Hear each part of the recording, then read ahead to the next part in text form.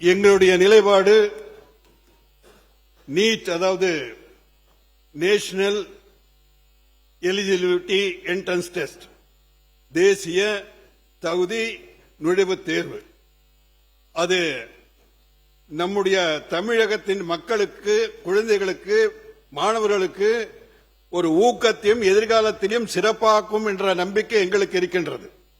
ஏன்னா இப்போ கடந்த இந்த தேர்விலேயே பல்லடத்தில் ஒரே தமிழ் பள்ளியில 10 மாணவர்கள் நீட் தேர்வில் வெற்றி பெற்றிருக்கிறார்கள். அந்த மாவட்டத்தில் 141 பேர் செஞ்சிருக்கிறாங்க. அதனால நம்ம அவங்களுக்கு இப்ப நீங்க சொல்ற இந்த பயிற்சி முகாம் எல்லாம் சொல்றீங்க, பயிற்சி முகாமை ஏன் அரசு நடத்தக்கூடாது?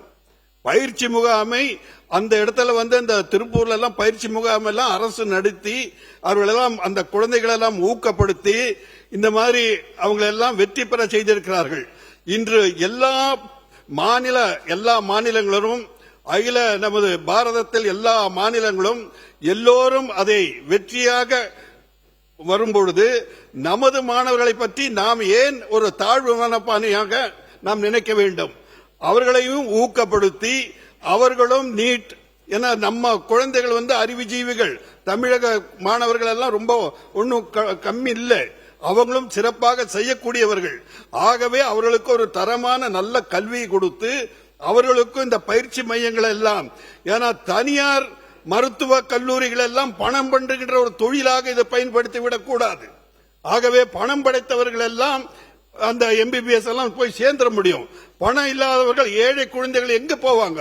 அந்த ஏழை குழந்தைகளுக்கு இன்று முன்னாள் முதல்வர் மரியாதைக்குரிய எடப்பாடியார் அவர்கள் 7.5% கொடுத்து இன்று பல மாணவர்கள், ஏழை குழந்தைகள் எல்லாம் பள்ளியிலே கல்லூரியிலே சேர்ந்திருக்கிறார்கள்.